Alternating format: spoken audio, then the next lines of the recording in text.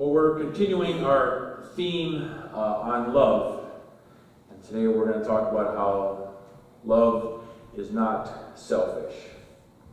So just part again of that 13th chapter of Corinthians. If I speak in the tongues of mortals and of angels, but do not have love, I am a noisy gong or a clanging cymbal. And if I have prophetic powers and understand all mysteries and all knowledge, and if I have all faith so as to remove mountains but do not have love, I am nothing. If I give away all my possessions, and if I hand over my body so that I may boast, but do not have love, I gain nothing. Love is patient, love is kind. Love is not envious or boastful or arrogant or rude. It does not insist on its own way. It is not irritable or resentful. It does not rejoice in wrongdoing, but rejoices in the truth. It bears all things, believes all things, hopes all things, endures all things. Love never ends.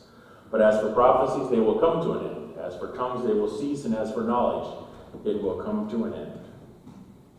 The word of God for the people of God. May the Spirit add a blessing to understanding of it.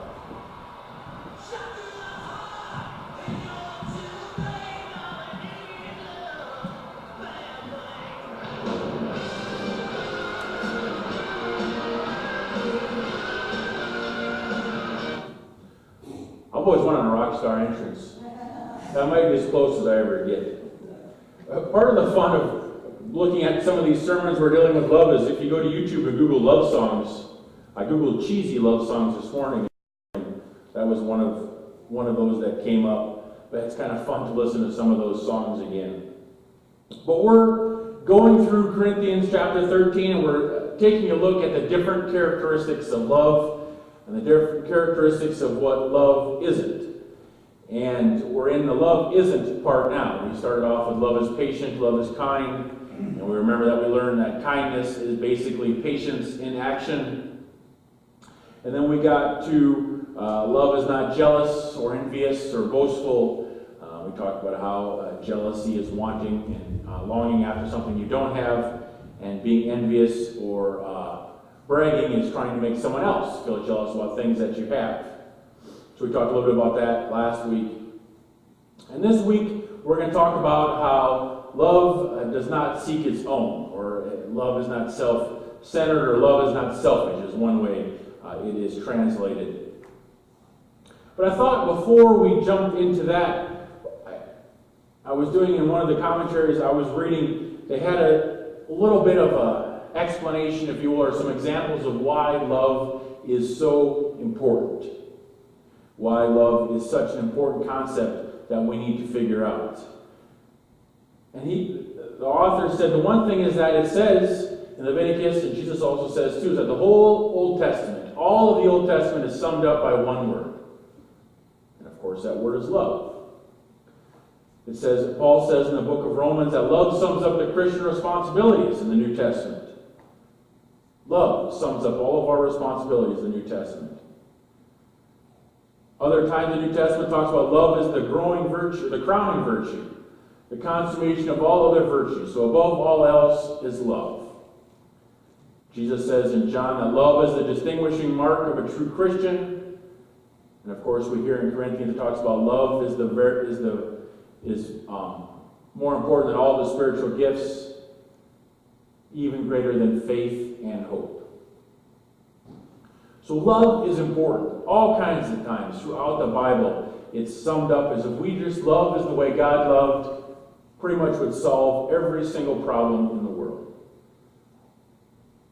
Now, if it was simply that easy, we wouldn't be talking about it. We wouldn't be worried about it. We live in a Garden of Eden. But we know it's not that easy to love, especially the way God loved. So we get to love is not selfish. It does not seek its own. Alan Redpath, who wrote in a book, he says, the secret of every discord in Christian homes, communities, and churches is that we seek our own way and our own glory. Another writer says, cure selfishness and you can plant a Garden of Eden. A Garden of Eden. Selfishness is the root problem of the human race. It's the antithesis of love. Where true love we talk about, agape love, God love, is self-sacrificing. So these authors say if we were to get rid of selfishness, you would cure every argument, you would stop all trouble in the world. If we were to truly seek the good of the other, if everyone would seek the good of the other, you would solve every problem. Which is probably correct. Think about in your own lives, your own homes, with family, or any time. If you were to seek the good of the other, instead of worrying about your own good first, how many arguments that would stop?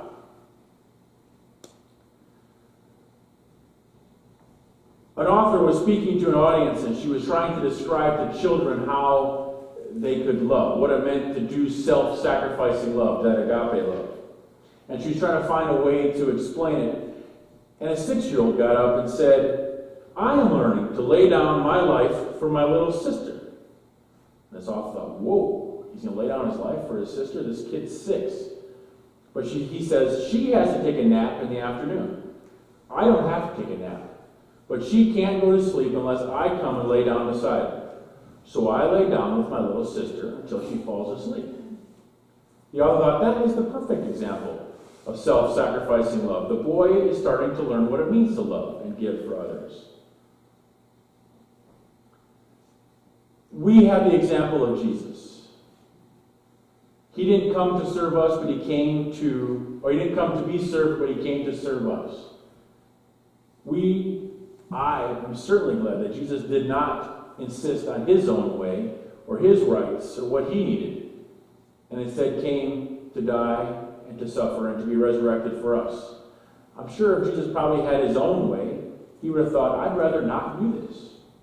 We have examples in the prayer of Gethsemane, or the Garden of Gethsemane, when he said, if there's any other way to do this, God, I'd really appreciate we try this. But his final prayer always was, not my will, your will. And Jesus went through with the sacrifice on our own. So love does not seek its own. It can be understood to mean love is not selfish. It does not insist on its own way, is another way that it's written.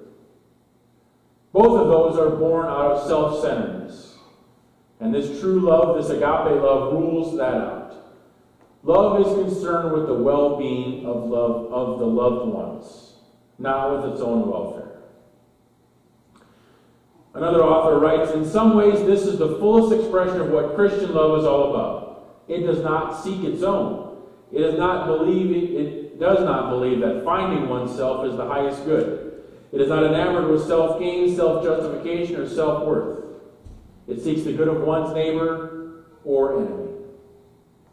You see, the poor church in Corinth, they get a pretty bad rap because this whole letter in Corinthians, even the second letter of Corinthians, is wrote to them by Paul, basically admonishing them and correcting them for the way they were acting. The church becomes completely self-absorbed.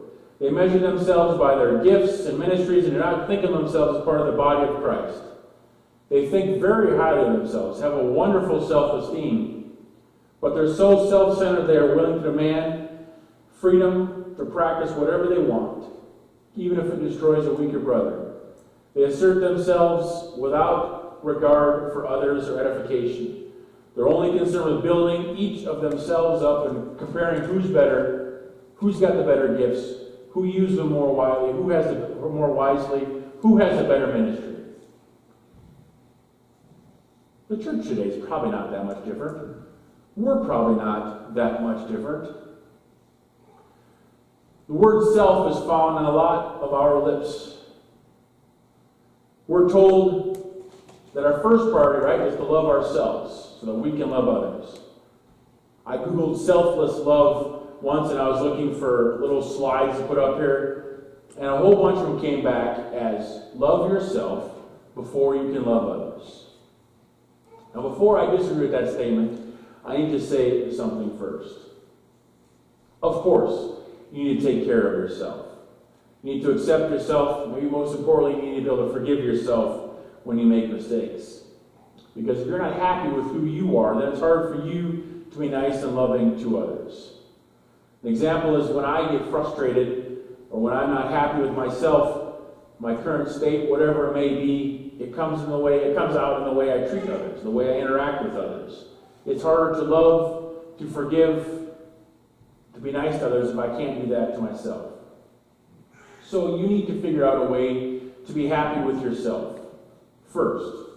So there is some truth, and I need to love myself first before I love others. But the concern is what I see is that turns into, I will meet my needs first, I will meet my wants first, and then when I'm taken care of and what I have, what I need and what I want, then I'll think about loving others. It becomes a selfishness in saying, me first, then you. And I think that's a concept that we need to be careful with. In the Bible, it's unbiblical. It's almost illogical to say, I must love myself first. Love is priorities. We're to love God above all other things. And then we're supposed to seek the well-being of others.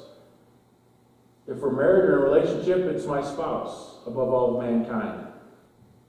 And then my wider family. And then maybe my neighbors, my friends, and most importantly, my enemies. I have to put the interest of others above my own. Now, does that mean we become doormats and we meet every other person's need and want before we even think about ourselves? Obviously not. We're not talking about doing nothing for yourself and always seeking others' good before you. But as with most things in the Bible, we talk about it on the extreme because we have gone so far the other way. We've worried more about ourselves and less about the other. So it has to kind of shock us and say, this is what Jesus requires. He requires us to love our neighbor as ourselves and to love our enemy the same way. So when we say love neighbor, love family, we might say that's pretty easy. We're usually pretty good at helping friends or family when they're in need, being there for them, even sacrificing part of our time or energy for them. That's the easy part, really.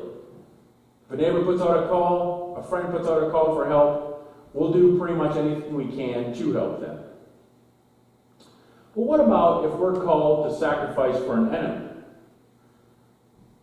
Right? What if we're asked to do something for somebody we don't like? Now, this all sounds really good in theory, but what happens if it's put to practice? I was trying to think of examples of where sacrificing for an enemy or somebody else isn't very easy. And I was struggling to come up with something. Then I thought about taxes, right? Everyone loves taxes. It's tax season this time. What if part of our sacrifice was to say they were going to take an X number percentage of our taxes and put it towards a welfare program to help others who are less fortunate than us? Right? What's usually our first response then? I know what my first response is. I haven't received a handout. I got where I was just by my own hard work. I don't want those people taking my money and wasting it. Right? They need to not be lazy, get off their butts, and get a job.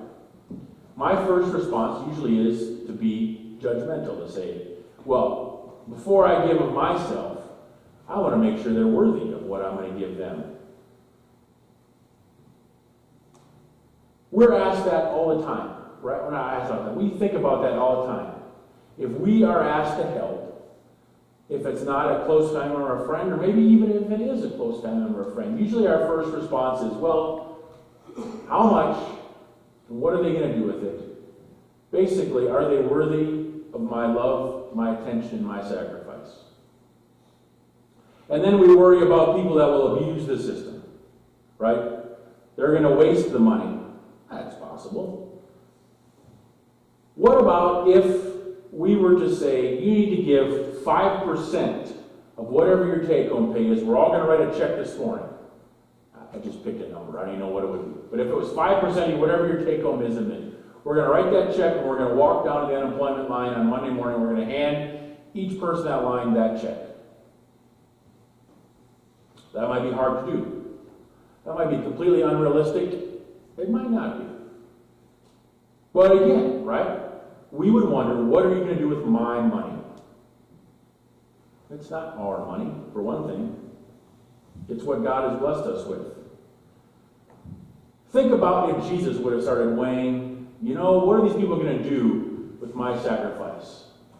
With my supreme example of love? Are they going to waste it? Or are they going to use it for the attention I use it? I'm pretty sure if he started weighing of whether we're worthy of that sacrifice or not, he may have decided against that sacrifice. But he didn't. He knew we'd mess it up. He knew we'd continually mess it up. He knew we'd make a mess of this world. And he said, you know what? I'm dying for you anyway. Now I can hear it because I'd be seeing the same thing if I were sitting in your pews, in the pews listening to some pastor wax poetically up here about this. I'm not Jesus, right? I can't sacrifice the way he can. You're right. We're not Jesus. But Jesus calls us to be as much like him as he can, as we can be.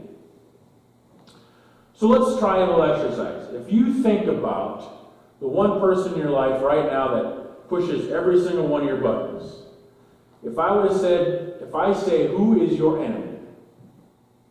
Who pops into your mind?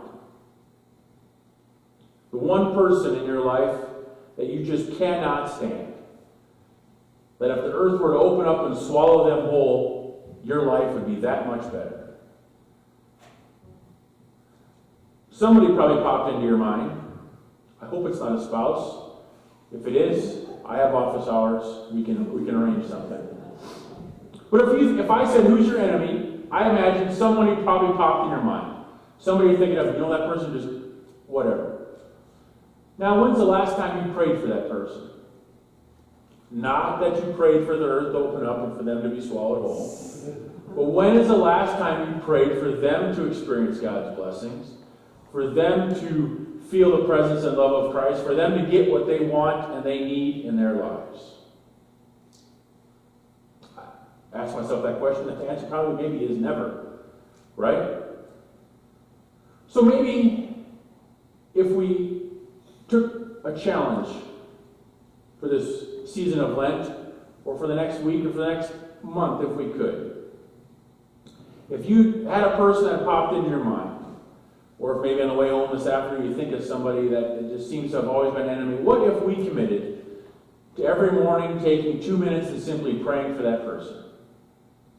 Praying for their health, praying for them to feel God's presence in their life, praying for them to have their prayers that they need may be answered.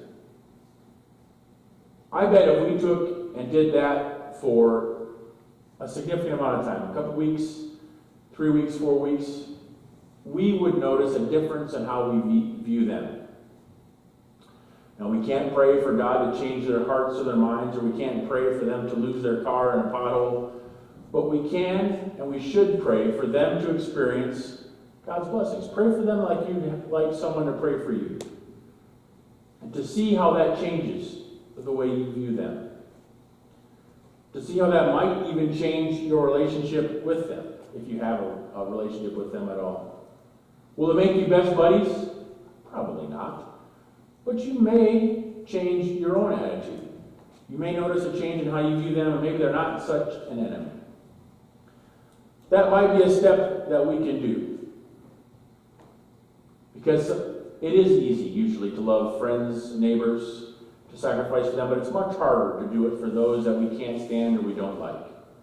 We're not very good at that because we like to weigh what we give. We like to measure out what we give. So as we continue this week, as we continue our journey in Lent, I challenge you with that. Pray for your enemies. Ask God to be a blessing in their lives. See the difference that it might make in your own life. See the way God may reveal God's self to you. Amen. Oh, no, let's sit down and watch this video first. Pardon me.